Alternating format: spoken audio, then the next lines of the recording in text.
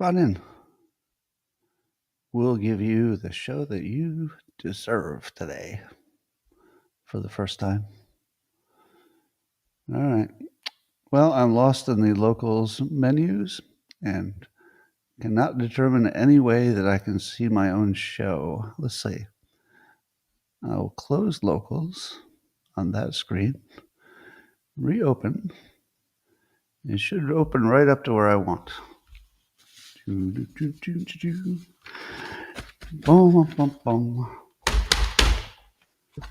morning, everybody, and welcome to the highlight of human civilization. It's called Coffee with Scott Adams, and you've never had a better time. But if you'd like to take a chance on elevating your experience to levels that nobody can even understand with their tiny, shiny human brains, all you need for that is a copper mug or glass, a tankard, chalice or stein, a canteen, jug or flask, a vessel of any kind filled with your favorite liquid. I like coffee. Join me now for the unparalleled pleasure, the dopamine hit of the day, the thing that makes everything better. It's called, that's right, the simultaneous sip. And it happens now. Ah. If you're wondering why I'm using two hands for my cup, it's because my hands are semi-paralyzed at the moment. Thanks to something that's going on with my body. Went to I told the local subscribers before I got on here, I went to the emergency room yesterday on my doctor's orders because of the growing paralysis in my hands. And the emergency room sent me home without the MRI because they said, this is no emergency. We're not allowed to use the MRI unless it's an emergency. And I said, my doctor sent me here. She even emailed ahead to make sure you knew what you were going to do so that you would do it. Yeah, but it's upper back. It's not an emergency. I'm getting paralyzed. I can barely move one hand. Yeah, but you're not dying. So, guy with a snake bite came in. He didn't do much better, but I think they saved his life. Anyway, so today is the first day I get my radiation treatment. It'll just be a spot treatment for the one place that's bothering me in my lower body. It would not be a treatment for whatever's happening with my paralysis. But the Pluvicto might help with that if I ever get it scheduled. So that's the update. I'd like to start with a reframe to change your life. As you know, the reframes in my book, Reframe Your Brain, change people's lives with one sentence, although each person is different. So the sentence that changes your life will be different than the one that changes somebody else's. But maybe today's your day. Let's see. Here's a usual frame. People tell you that you should compete against yourself. Have you ever heard that? They'll say, no, you're not competing against other people. You're just trying to do better than you do. Have you ever heard that advice? Very common advice. Bad advice. Here's some better advice. I'm going to reframe it. Instead of competing with yourself and trying to improve over time, which sounds like a good idea, you could do better. Compete against other people. You'll do better if you compete against other people. But here's the trick. Even if they're unaware that you're competing with them. So you don't have to tell them you're competing with them. Could be a coworker, could be, a classmate or something. But you just tell yourself, okay, I'm going to beat that one. That one I'm going to beat. And then you've got a target. You've got something specific. And you're far more likely to accomplish something specific than something generic. Everybody knows that, right? So if you say, I'm going to beat that person on that chemistry test, even if they don't know you're competing, it's going to help you compete. So that's your reframe of the day. Good for young people, especially. All right. Let me make sure I've got all your comments. Yes, I do. Well, according to somebody named Laura Weed, best last name I could ever imagine, Laura Weed, Anyway, she's a circadian research lab person from Stanford, so she knows what she's talking about. And there's a new study that says you shouldn't change the time, how we do this standard versus daylight time. But here's the new wrinkle. So changing the time is bad for people's circadian rhythms, and they have health problems and other problems. But it's bad no matter how you change it. So if you stuck with daylight versus standard time, it would still be better than if you changed it twice a year. So it's the change that's the problem. But on top of that, keeping things as standard time would be the least burden on your circadian rhythms. So at least according to one study, not that we trust science anymore, but something to talk about, that keeping it on standard time would be the healthiest. So we don't know. Well, according to Dr. Peter Diamandis, who I see on X, I follow on X, I guess chemo may be something that we won't need anymore for skin cancer, because there's new research, scientists say, they can kill 92% of skin cancer cells using an LED light without damaging healthy cells. That sounds pretty good. What will Democrats say about the development of LED light to fight cancer? What will they say? Well, we already know what they'll say. Democrats will say, why would you use household disinfectants and bleach to kill cancer? And then I would say, well, what? Nobody said anything about bleach. Yeah, you just said bleach will cure your cancer. No, nobody even used the word. Nobody even used the word. No, we were talking about light. From the beginning to end, we were talking about light. Yeah. Were you? Because the news said that you said bleach would do it. Do you all remember the drinking bleach hoax, which was done exactly the same way as the Fine People hoax? In both cases, the hoax was because you cut off the clarifier when Trump said, but I'm not talking about the neo-Nazis, they should be condemned totally. You take that off and it reverses what he said. With the drinking bleach thing, if you take off the beginning where Trump said he was talking about light, and then you take off the clarifier at the end, where he again emphasizes he was only talking about light, if you take those clarifiers off, it allowed the news to say that he was talking about household disinfectants or bleach because the other people had talked about it before. It's the same hoax. So it's funny to see that there's yet another light treats a disease. Will CNN report it as, why would you put bleach on your skin? No, they won't, because Trump didn't say it. According to Interesting Engineering, now we can make like you and I can do it. Somebody can make artificial neurons that replicate real brain chemistry. And you would do that because it might be another way to get to AI. How many times have I told you that our current big AI models, the large language models, will never get you to general intelligence? They'll just sort of be able to do what they can do now, but maybe a little bit better. They're not really going to get over the hump to be like a thinking, conscious anything. It doesn't have that potential, in my opinion. But there are a whole bunch of other AI approaches that are being rapidly prototyped, at least, because I think people know that there's a limit to the large language models. And so this neuron replicator was specifically so they can build a better AI with a completely different method. I think I've read now there are several different approaches that all have that same quality, which is they're not regular LLMs. They're a completely different approach because I think that would get you to advanced general intelligence. So if I had to bet, I would bet that the LLMs are going to get leapfrogged by some smaller entity, and then they'll get bought up pretty quickly. But if some smaller entity could do that, do the whole large language model without $1 trillion. If they could do it for $100, some $1 trillion company is going to buy them pretty quickly. So that'll happen. As you know, Elon Musk has said, and I like repeating it because every time I hear it, it makes me happy.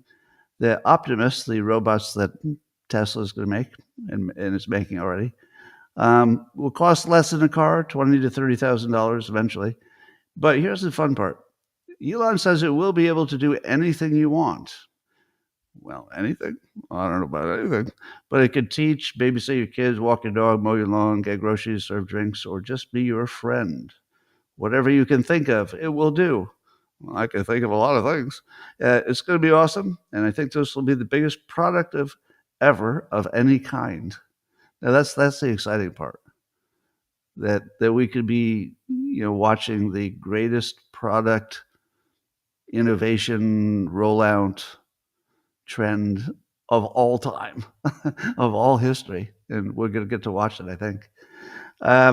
But this would suggest that Elon Musk thinks that he has a version of AI that can get to something like general intelligence, because that's what he's describing here. The LLMs would never get you to a robot that could do with that stuff. It just isn't, just the wrong technology. But he uses visual training. So he's doing a lot of visual training. And I think probably some artificial worlds training too. So it looks like he thinks he has a path. And if he says he has a path, I would not doubt him. Did you know that in addition to drugs that are, what do you call them, generics? So, we have generic drugs, but the pharma would wish we didn't, because if there were no such thing as generics, then they could forever have a monopoly on their IP, their property. But over time, their IP times out, and then there can be a generic for the drug. But did you know there's a separate category of drugs, and I'm not smart enough to know what's in the category, but the biologics. So that's a category of drugs. But apparently according to RFK Jr., who just did an announcement about it, apparently the pharma was doing a great job of marketing and persuading Congress not to allow knockoffs of their biologics. And the argument was that nobody would be able to make a proper copy. That's sort of like magic and wizardry, and more like making a fine wine. And you couldn't let anybody knock off the biologics because it might be dangerous and ineffective. And somehow they sold that, meaning that if you tried to make an imitation or a copy of one of these biologics that had lost its copyright protection or whatever protection it has,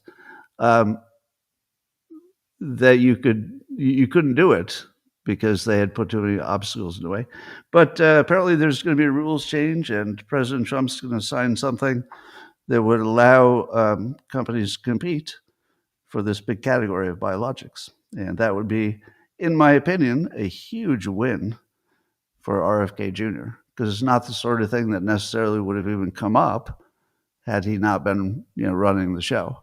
So not only did he identify a problem that has potentially enormous economic value to consumers, but it looks like he acted, identified the problem, acted, solved. I mean, I'm sure nothing's that easily solved, but looks like a win to me. OANN is reporting on that. Well, meanwhile, NASA is reportedly building, or it's well along the way, of building a quiet supersonic jet. So something that doesn't go bam when it crosses the sound barrier. This one goes thud.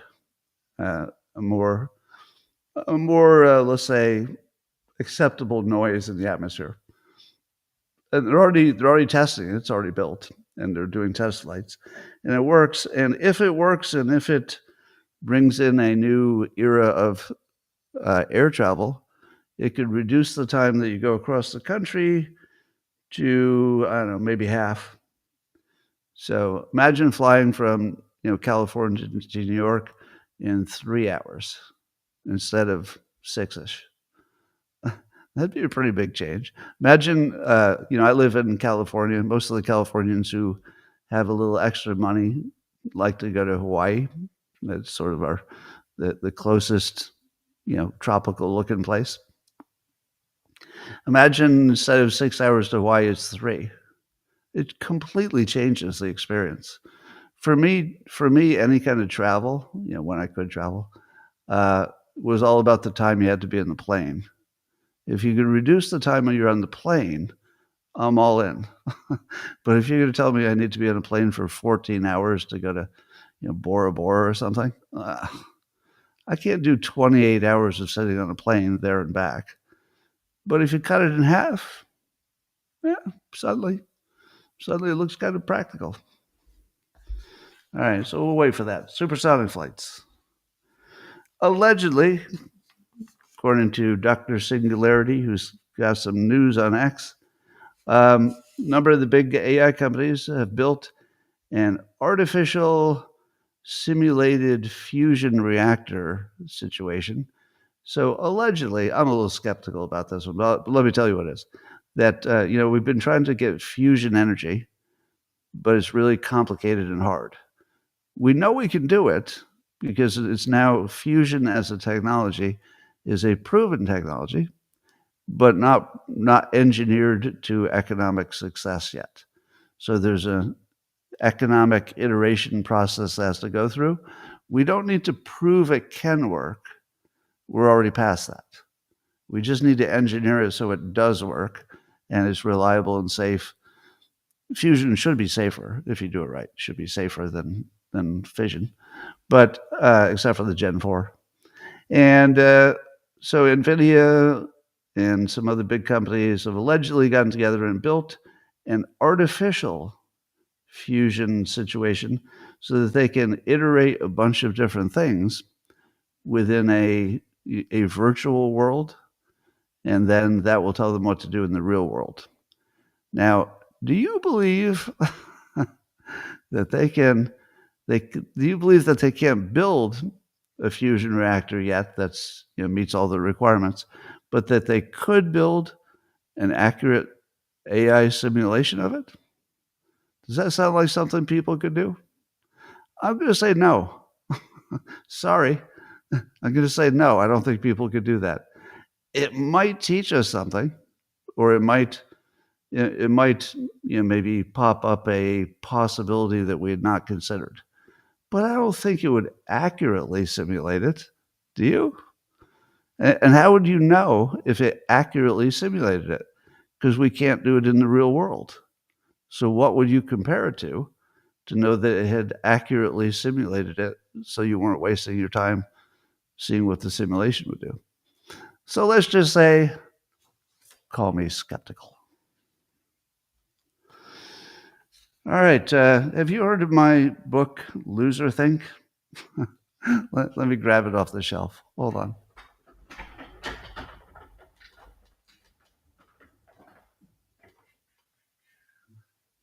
Oh, my. There it is. Coming.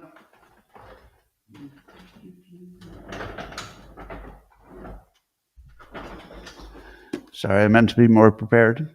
So my book, Loser Think, has many examples of how to poorly think so that you know not to do it. One of the more important points in the book is what I call word thinking. Have you heard me talk about that before? Word thinking. So word thinking is where you're trying to make an argument that really just forces the other person to accept your definition of a word, as opposed to an argument. So word thinking is the opposite of being rational and the opposite of making an argument.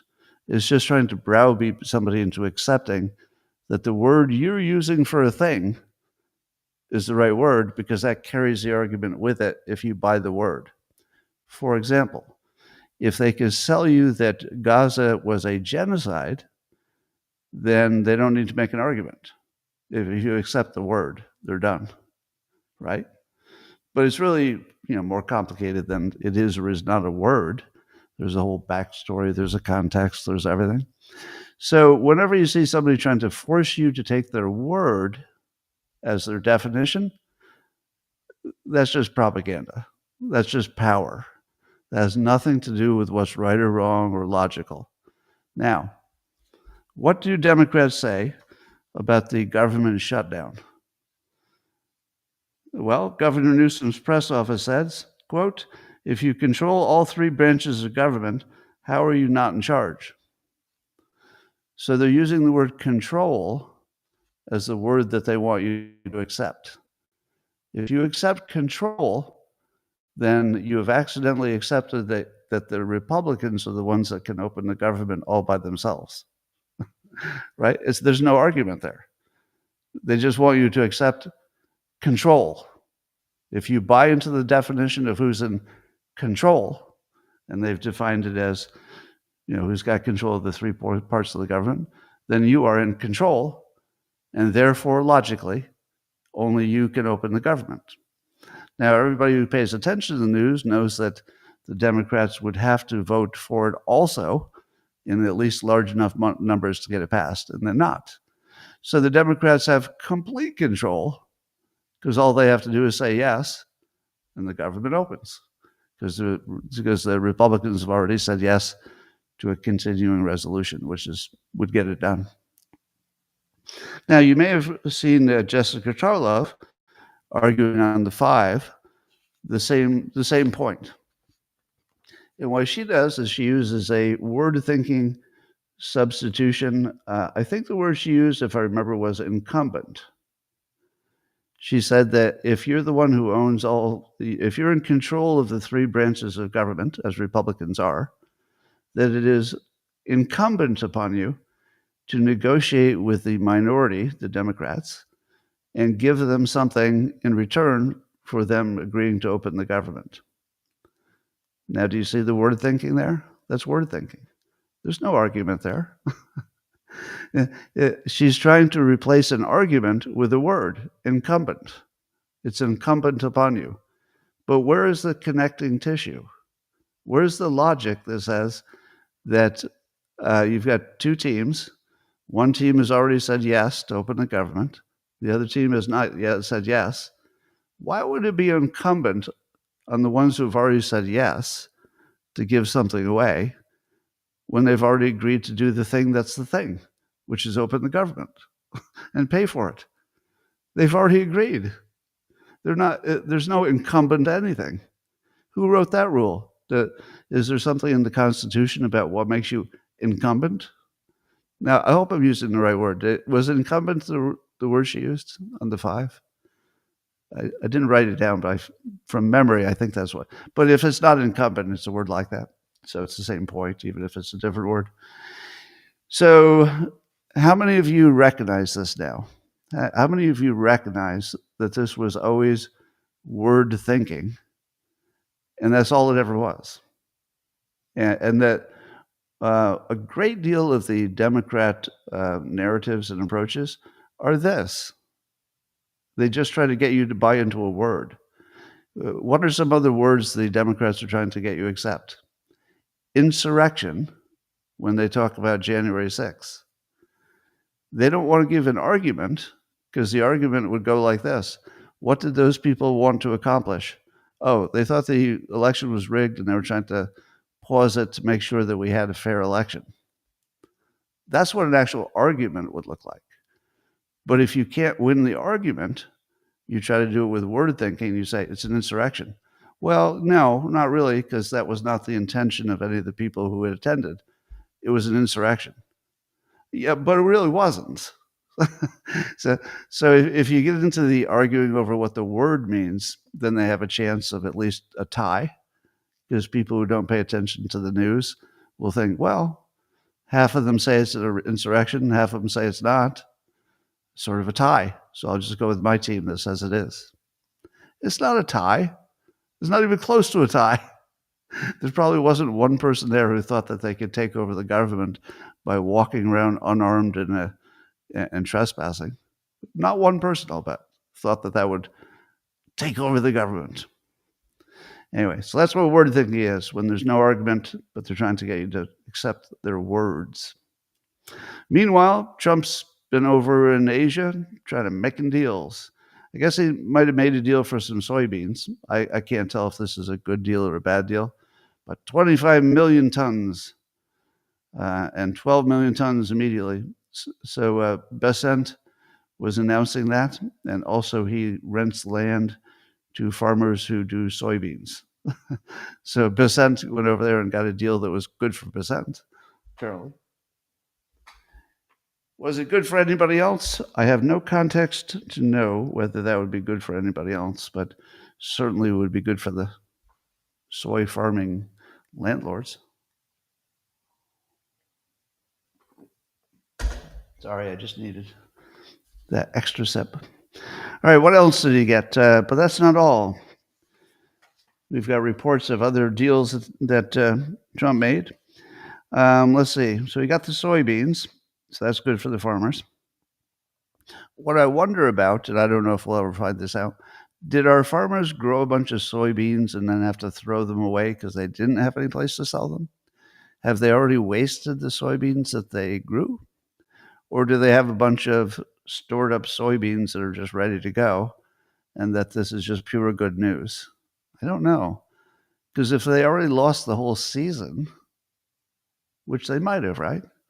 Isn't it possible that farmers lost the whole season? That would put a lot of people out of business. So I don't know how good or bad this is. Does it save us? And by us, I mean the soy farmers. I don't know.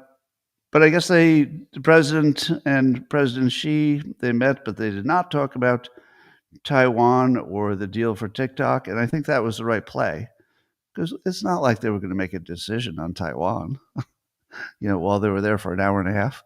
And it's not like, I don't think the TikTok deal needed any extra approvals, right? He didn't need Xi to say yes, because they already said yes. So it doesn't make sense that they would have talked about those. Those were lower priority for the meeting, I think. But they did talk about other stuff. And Trump says he's going to drop the tariff by 10 basis points, 10%, because China promised to do more on fentanyl. Does that sound like a win for the United States? We lowered their tariff because the tariff had been put on because they weren't doing enough about fentanyl. But Xi said he would try harder on fentanyl. That's a nothing. Unfortunately, that's a nothing. Try harder? No, he's not going to try harder. That's a nothing. But we did reduce their tariffs, so they got us something. So China got us something, but it was also something artificial because Trump has simply made up the tariff. So Xi got something that didn't have any actual value because it was just something that Trump made up. I'll give you more, I'll increase your tariff. And then he took away the thing he made up. So that's sort of a break even. We were not getting enough help with fentanyl. We're still not going to get enough help with fentanyl. That's a nothing. So apparently this deal of tariffs reduced for fentanyl help, to me, it looks a little more like we gave them nothing in return for nothing. To me, that's just nothing.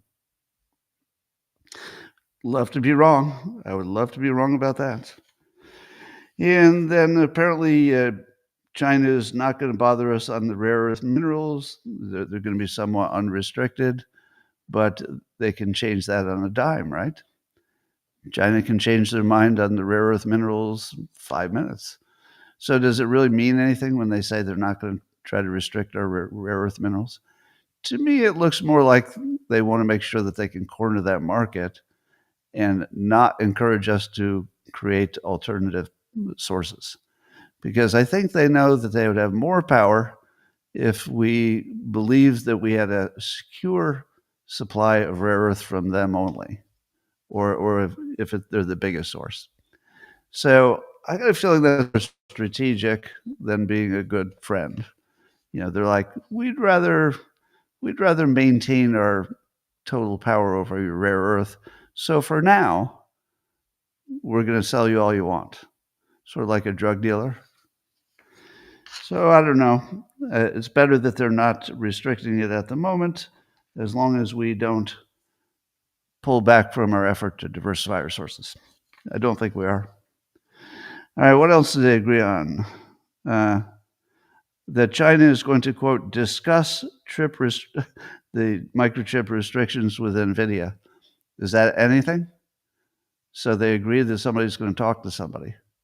So China's going to talk to NVIDIA. But NVIDIA doesn't get to approve or not approve the chip sales. That's the government. So the people who can't make the decision are going to talk about it. That's a nothing. Again, it's a nothing. But maybe it looks good on paper. And then, according to the CWSA letter on X, I didn't see it anywhere else, but allegedly one of the agreements is that China and the U.S. will, quote, collaborate on Ukraine. Do you think the U.S. and China are going to collaborate on Ukraine? No. No. That's a nothing. That couldn't possibly be a thing. No, that's not going to happen. And that there's talk that a real trade deal, a more comprehensive trade deal, might be coming. Well, maybe. I don't see it. So it could be that the only real thing on this list of accomplishments, and you know, you've been with me long enough, you know I'm totally pro-Trump, right? You know I'm totally pro-America, pro-Trump. I don't think he got anything. Is that okay? Everybody okay with that take? I don't think he got anything. But he didn't lose anything. I don't think he lost anything. Did you see the body language when they were doing the extended handshake? God, that looked awkward, didn't it? We've seen Trump shake hands with every kind of leader in the world, and it always looks like he has some kind of physical dominant advantage over them. Well, President Xi, obviously, he's operating at a high level, and he knows what the handshake means, and he knows what it looks like, and he's a big guy. He's physically a big guy. So Xi held tight, and he just kept his President Xi face. He didn't get pulled in by the charisma. He was absolutely charisma resistant. And I didn't see any other leader who ever even tried that. So if you were going to grade them on their body language, it was a tie. And well, maybe Xi won because he was not affected in any way by the handshake, and you're looking for him to be affected. So it looked very awkward. They looked very uncomfortable. There was no point where they looked like buddies, but Trump's trying to sell it as their best friends and they could work together, which is good, by the way. That Trump should be acting like, you're my friend, we're going to do great. China and the U.S. can grow together. Those are all the right messages. So he's doing the right messaging. But no, Xi is very clearly, holding his cards close to his chest. He's not giving up anything.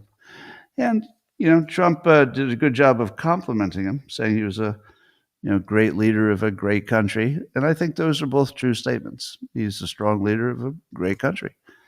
So saying that is smart and good politics. All right, what else? And also, Secretary Bessent says that Trump's coming back with $2 trillion in added investments. That's not from China. That's from the other countries, Japan, South Korea, etc. And that's pretty good. I don't think any president has done as well as Trump in bringing business to the United States. Nobody's even close, right? Is it fair to say that nobody's even tried this hard to make the U.S. the dominant place you do business? Well, it's a little out of order, but I was going to talk about Trump was giving a speech somewhere over there, and he was talking about making America the easiest place to do business. And that is the smartest thing you'll ever see for the U.S. Because the contrast, he didn't have to say it out loud, the contrast is that it's dangerous to do business in China, right? Did any of you catch that? When he was giving his speech, it looked like he was just talking about the U.S. We're going to make the U.S. the easiest place to get a permit, the easiest place to get approved, the best systems, presumably the best court systems, etc. That's important. He didn't say that, but that's important. So he's consciously saying, I'm going to brand the United States as the best place to do business. That would be worth the whole trip. That reframe of America is the best place to do business in the context of all of us knowing, but we don't even have to say it out loud anymore, that China is the worst place to do business because it's going to be hard to get permits. If you get things approved, it might be yanked back. They're going to spy on you, steal your IP, put every obstacle in the way, and then eventually steal your entire business if they can.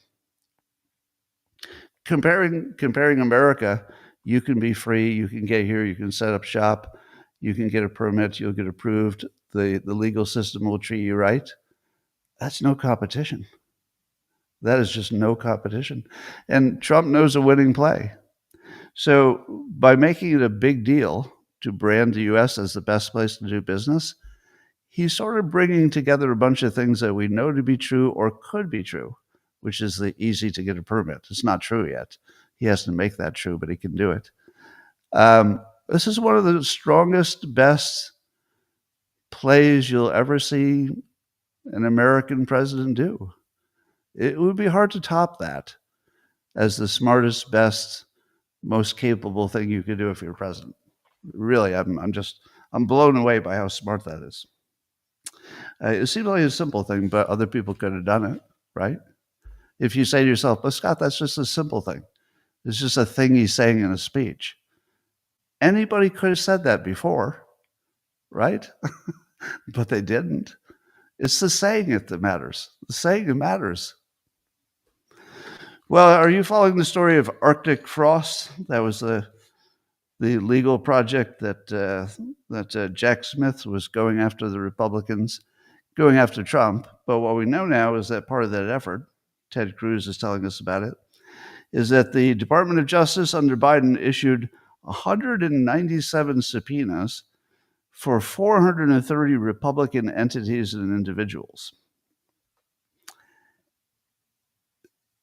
The Democrats, once Biden was elected, were literally hunting Republicans. Do you remember when Bill Maher mocked me last week for saying that Republicans would be hunted if Biden got elected? I said that back in 2020 on X. He mocked me for that. He mocked me for saying they would be hunted, while at the same time, one of the biggest stories in the country is that Republicans were being hunted. Now, maybe he thought I meant with a gun, and in some cases, that too.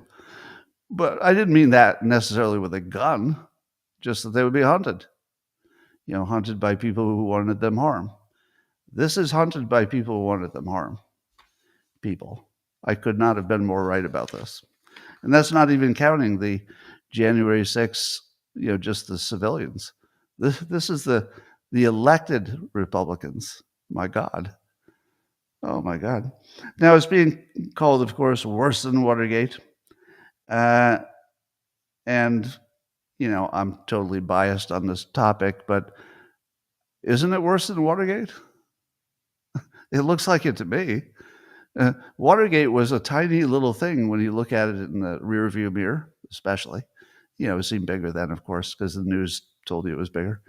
But in the rearview mirror, this looks a lot bigger, like 100 times bigger. So we'll see where this goes. Probably nowhere. Eric Doherty has a post on X. He was noticing on The View that Whoopi Goldberg was being especially stupid. I think he called her ironic. And she was talking about the Biden auto pen. So this is Whoopi Goldberg on The View. And she says she wants the Trump administration to, quote, stop investigating a man who is no longer in office. This is Whoopi on The View. Stop investigating a man who is no longer in office, meaning Biden. Now, did I mention that this is the same time as the Arctic frost story is one of the biggest stories in the country? You know, the part where the Biden administration couldn't stop investigating Trump after he was out of office? At the same time, it's one of the biggest stories. And she's saying, stop investigating a man who's no longer in office. Uh, and here's what Whoopi said that they should be talking about and worrying about. Are you ready for her priorities? All right, so it's 2025, and these are Whoopi's priorities. Soybeans, solved. Epstein files, don't really exist. And those narco boats, she wants to make sure that we've identified them as actual criminals, not just kill them. So those are her three priorities. Soybeans, solved.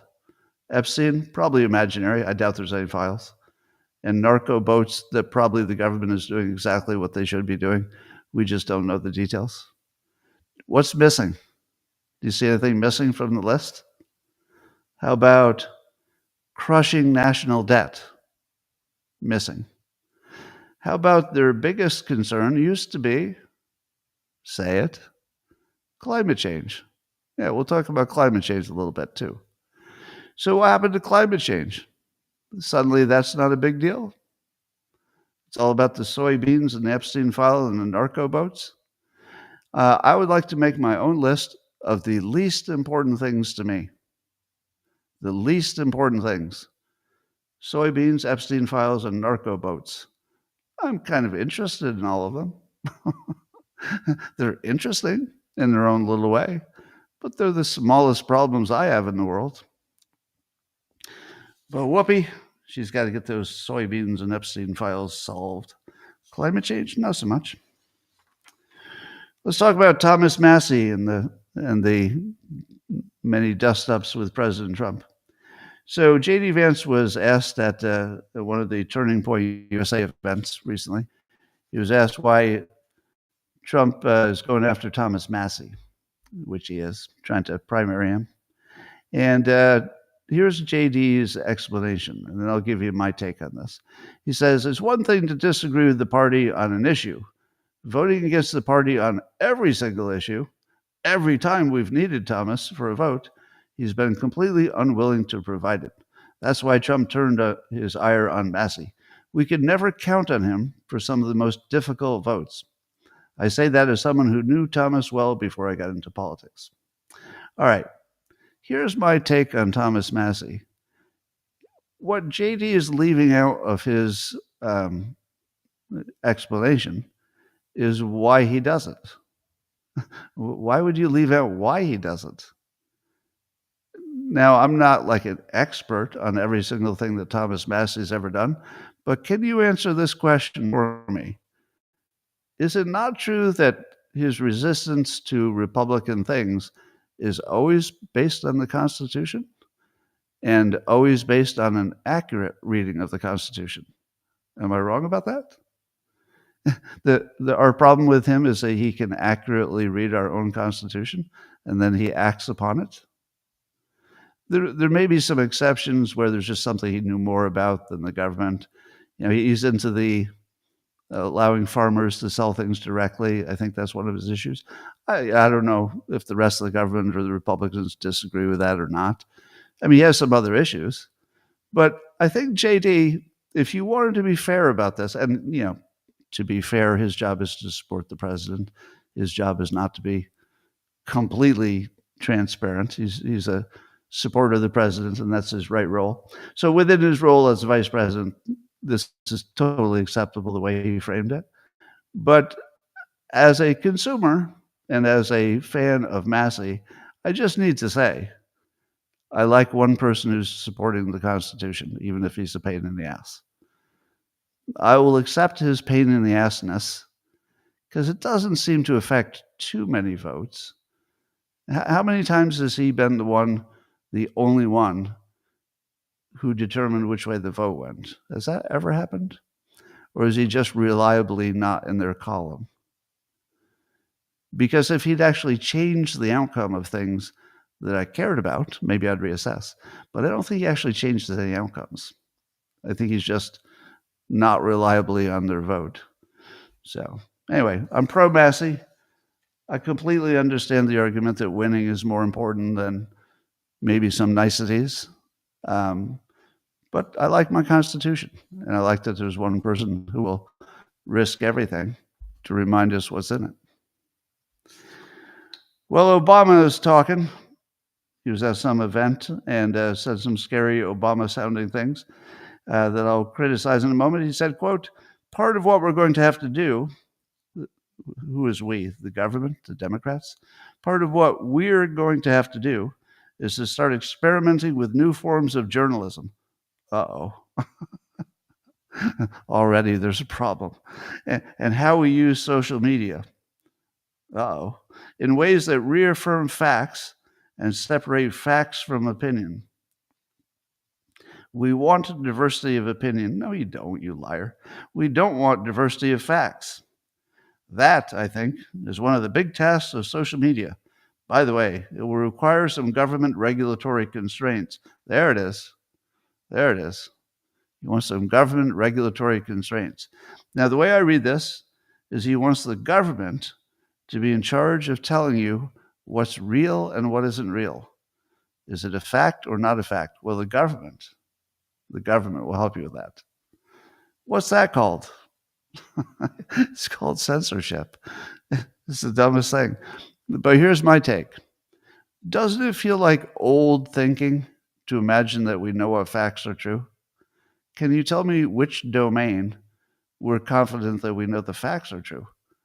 What about those employment numbers? What about our food pyramid? What about all the pandemic data? What about our GDP? What about the inflation numbers? There's not a fucking true number in the country, people. There is no real, reliable fact that any of us will ever agree on. So what makes this seem like an opinion from the 70s? It just feels old. It's like Obama hasn't noticed that everything from climate change to everything is fake. It's all fake. Once you realize that all the facts are fake, and always will be, it's just an idiot idea to follow the facts.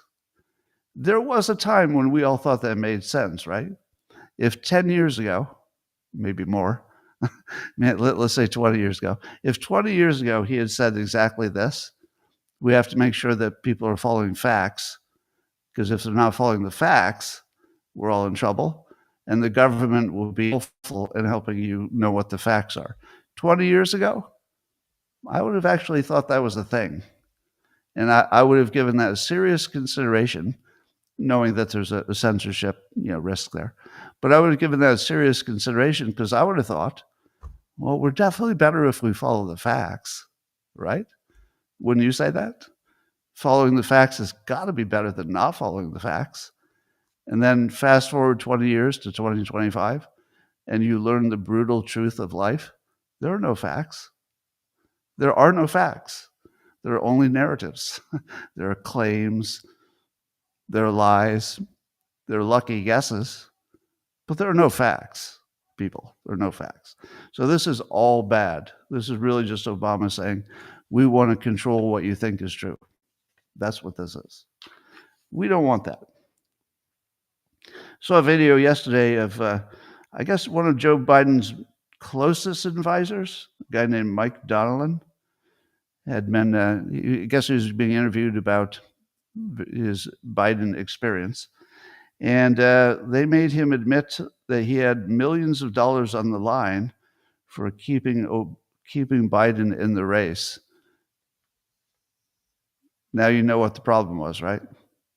Didn't you know that there had to be some financial thing going on, that Biden's advisors were keeping him in the race? It always seemed to me that there would be this big class of professionals who literally would have millions of dollars apiece that were on the line if he got elected, right? not only would they get paid for helping him get elected, as this Mike Donilon said he would get up to $4 million if Biden became president again. $4 million. And coincidentally, Mike Donilon did not think that he should pull out of the race. Right. So we all watched Biden looking, like a vegetable, but the guy closest to him, who obviously knew what the situation was, had millions of dollars on the line if he lied to us and said he's fine. Now, I'm not sure that he lied because I can't read his mind, but I certainly wouldn't trust the guy who's got millions of dollars at stake. There's a video, Libs of TikTok has a video that I don't know exactly who this group is, but it's a group of Democrats, I guess, who are planning to surround the Capitol on November 5th, which they call 1 year since the fascists got into office. And they're going to try to increase their number of people around the Capitol until the current administration resigns. So they're literally planning an insurrection. No exaggeration and no word thinking. So it would be word thinking if it were not an actual insurrection they were planning, but they even talk about it as removing the government before the term is over. So if you're trying to use a protest to remove the government before the government would normally be done, that's an insurrection, right? I mean, what else would you call that? So I'm not doing word thinking. That's just what they say they're doing. I don't know who this group is. Looks like a small group in a room. I don't know if we have to worry about them yet. But the fact that they're even talking about that is just, wow. So, as you know, Bill Gates made some news by saying that maybe climate change is not the crisis that people thought, and maybe we should spend our money on feeding people and taking care of our other biggest problems. And people like me made a lot of noise about that. What's interesting, there's a lot interesting about this. We'll talk about it. What's interesting is that we're all trying to read his mind and trying to figure out what was Bill Gates thinking before, and what's he really thinking now, and why did he make this pivot? Well, I don't know. So I always warn you that you can't read his mind. I saw that Mike Cernovich is going hard at him, reasonably, and calling people, was it naive? I think he used the word naive if you think that all he did was look at the facts and adjust to the new facts. And I would agree with Mike that although I can't read Bill Gates' mind, I doubt it had anything to do with facts. It might have to do with the fact that he has now got approval for his Gen 4 nuclear power plant that he's invested in. Because if that works out, he's going to make more money from nuclear power than he's ever made before in any other thing. I mean, he could be the richest person in the world just because of Gen 4 nuclear power. I mean, that would be enough. So when somebody has a big financial incentive to say, yeah, let's go strong on energy and don't waste our money so much on these other things, we'll put it all in this area. It might be just financial. But again, I can't read his mind, so I don't know. But according to Harry Enton, who did a survey on, or looked at the numbers on CNN, he's their data guy on CNN, he says that the climate change message has not worked for 36 years.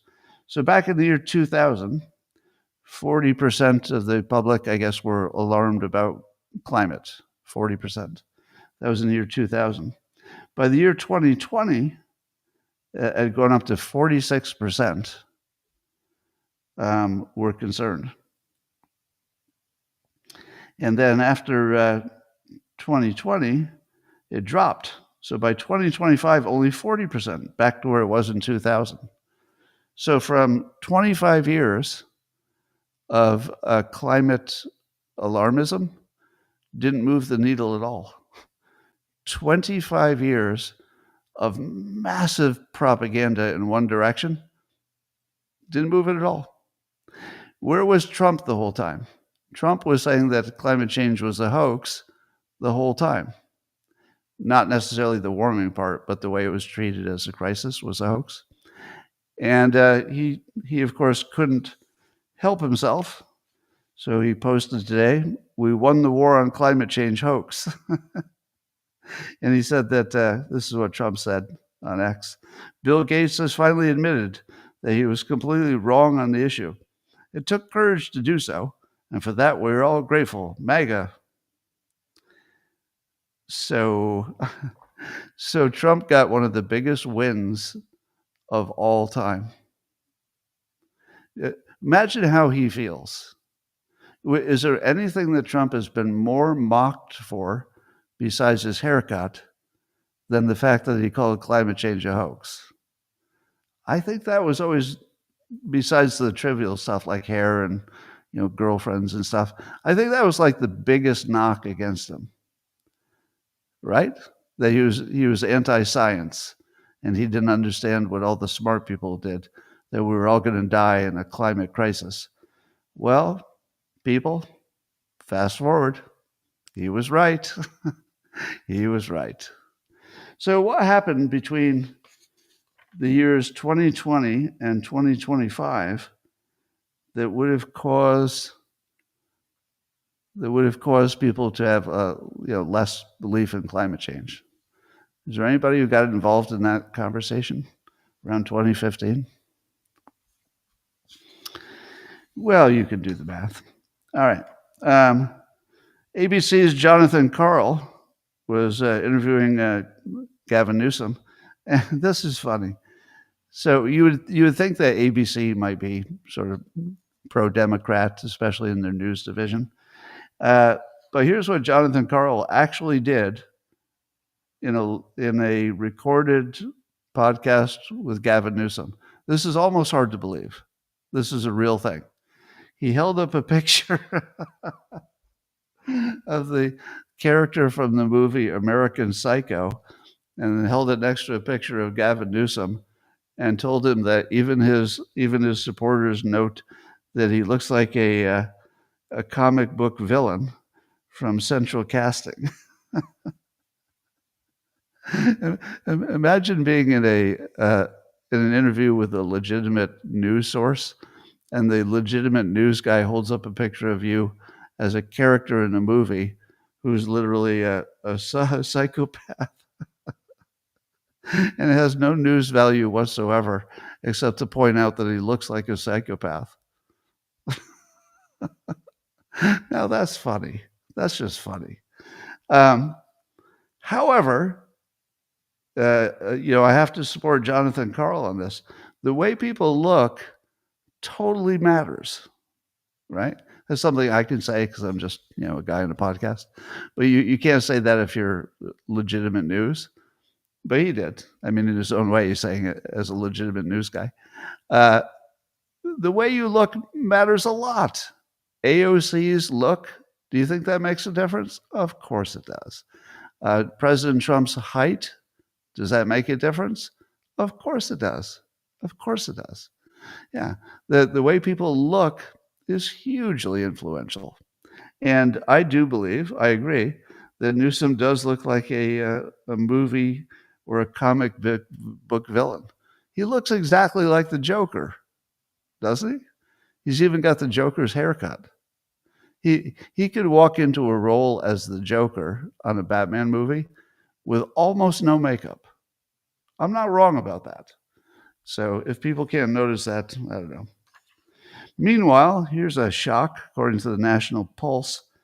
I guess Elaine Stefanik, a Republican, just polled the highest for a potential future governor of New York. And they haven't had a Republican governor in New York in 20 years. So I don't know if that's real. That's just one poll. You can't really believe one poll. But it's a new poll from the Manhattan Institute. It shows Elise Stefanik, Republican, leading both the current governor, Hochul, and lieutenant governor of New York, too, who's also a Democrat. So hypothetically, if they ever ran, she would win. That would be amazing. Wouldn't expect that. Meanwhile, over in Gaza, trying to figure out how to get that all settled down, Axios is reporting that there's some lots of conversations and progress, I think, has been made figuring out who's going to run that place in terms of physical security. And at the moment, it looks like the idea, I don't know if this is going to work, but the idea is that the U.S., Egypt, and Jordan, alongside some other, this Axios is reporting on this, along with some other Arab and Muslim countries that might include Indonesia, Azerbaijan, Egypt, and Turkey, might be all part of this security deal. But it sounds like if they're talking about maybe this country, maybe that country, that sounds a lot like they're not that close to getting any kind of a thing going. But here's the most interesting thing that happened. Oh, well, let me just say this. I'm sure they'll get it. So I don't think there's any risk that they won't be able to figure out how to get some countries that want to do security there. It's just going to take some grinding. It just looks like it's going to be hard, but totally doable. So they'll get there. But as you know, there have been some breaks in the ceasefire, which everybody expects. You know, there are always going to be minor breaks in the ceasefire. But so far it's holding. And even though there are breaks, it gets back on plan when it does. But I didn't know this, but apparently Israel had planned as sort of a retaliation for the ceasefire break that they say Hamas did. They were going to retake some part of Gaza and reoccupy it. And the reporting is that Trump said, no, you're not. You are not going to take more of Gaza. Stay where you are. We're just going to sort of just tap this along and act like the break of the ceasefire wasn't the biggest deal in the world so that we can get to phase two. Whereas Israel might wanted to grab some land or just move the IDF into more occupying of Gaza than they're occupying right now, which would have just caused a giant problem and maybe derailed the entire thing. And the reporting is that Trump said, nope. And he said, no, you're not. You're not going to redeploy and take over that space, even though you have a good argument for it. You're not going to do it. Now, here's my question to you. Did that really happen? Because, you know, this is the news. You never know if it really happened. Did Trump really tell them not to do it? And is that really the only reason they didn't do it? Because if the reporting is accurate, it's kind of a blow to the Israel controls the U.S. narrative, isn't it? Kind of a big blow. Does it not seem to you that at least with our current president, while it will always be true that Israel does an amazingly good job of influencing the U.S. for their own national purposes, which is their job. You know, if you're an Israeli government, well, even if you're just a citizen, it's sort of your job to make sure that your country does well. Does Israel do a good job of making sure their country does well? Yeah, a really good job. Very good job. Do we like it all the time? Not if we think that it included manipulating or pushing the U.S. around. We don't like that part. But so far, we've heard several anecdotes that seem to suggest that at least Netanyahu is going to, I don't want to say bow to Trump, but he's definitely going to take very seriously what Trump wants, to the point of maybe just doing what he wants. So, are we watching any kind of great reversal where the power influence structure is changing? Or has it always been this way, but we were maybe less aware of it? Because, you know, I've described in the past the U.S. and Israel relationship.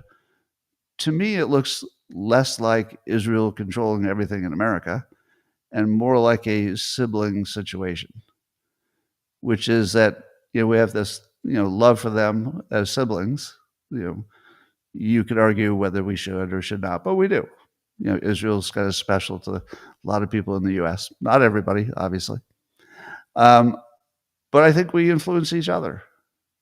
When it matters more to the U.S., then we push. When it matters more to them, maybe they push harder than we push back. Sometimes they win, sometimes we win. But if it's true, and I'll put a big if, because if you wanted to argue with the if, I wouldn't have a response to that. If it's true that Trump is telling them what to do in some of these situations and they're just doing it, that would look very different, wouldn't it? That would look very much more sibling-like. Sometimes your brother wins, sometimes your sister wins, but it's not really winning. It's more like just working with each other. That's what it looks like. I'm not close enough to the situation to know what it really is like, but it looks like that. Let's see. Homeland Security, according to News Nation, is rolling out new rules requiring photographs and in some cases fingerprints of all non-U.S. citizens entering the U.S. To which I say, wait, what? We're only now requiring fingerprints and photographs for coming into the country? We weren't already doing that? That's one of those stories where you go, what? I thought we always did that. All right. Let's see what's happening overseas just for a minute. Over in Germany, the right-wing party has got now 40% support, which is actually more than all any of the other individual parties. So the dominant party, only by little, 40 to 38%, is anti-immigration. So does that mean that Germany will start deporting people and closing their border? If the biggest political entity, only biggest by a little bit, but they're the biggest, is against it? Do you think that Germany has time to roll back their immigration standards to save Germany as whatever they want Germany to look like? Probably not. Yeah. I'm seeing in the comments, too late. Feels too late, doesn't it? Feels too late. But speaking of that, Elon Musk says in his provocative way, Elon said that a civil war in Britain is inevitable. I think he said that on X, of course. Do you think so? Do you think that a civil war in Britain is inevitable? What he's talking about is the native-born versus the immigrant population, I think. Maybe he's talking about the Islamic immigrant population specifically. He's not being specific. But do you think there's going to be a civil war in Britain? I'm going to say no, because what would that look like? They don't have guns. Well, what would a civil war even look like? They're completely neutered. Who would they fight? What, are they going to go out with butter knives and baseball bats and have a civil war? I don't think there's going to be a civil war. I think that whatever it is they wanted to preserve, they already lost. And for them, it's probably a major tragedy. But I don't think they can civil war their way out of it. I don't see that happening. And I guess Trump's also going to end the Biden policy of automatically extending work permits. Breitbart News is reporting on this, John Binder. And that makes sense. They're just going to make sure that the people who are working here have been vetted properly.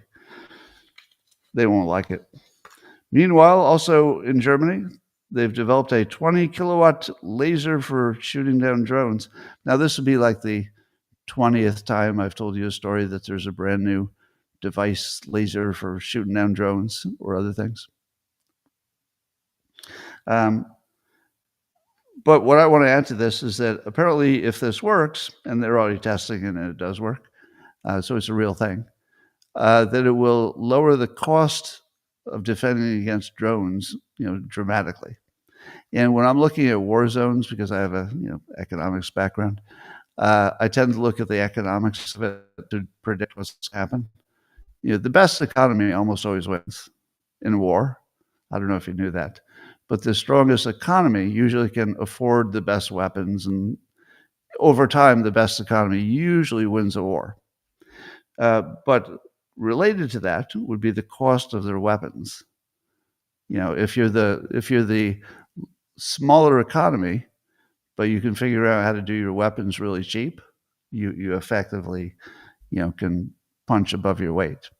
So if it turns out that our adversaries are really good at building drones, but we get even better at anti-drone lasers and shooting them out of the sky for 20 cents a drone instead of $1 million to take out a drone, we win. So it could be that the economic race to have the cheapest anti-drone defenses and also the cheapest drones, just the economics of that might determine who wins everything. And Germany's got a nice little device there that might make a difference.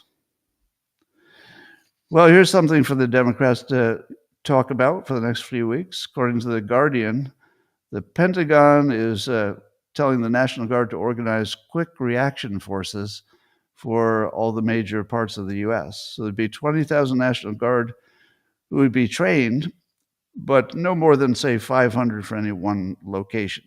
So you're not going to see 20,000 people in the same place, but 500 apiece for various places. And they would be a quick reaction force for if there's social unrest. So if there's something that you quickly need to quell, like a riot, there will always be somewhere reasonably close in every state, you'd have 500 well-trained anti-riot people. Now, what do you think the Democrats are going to say about that?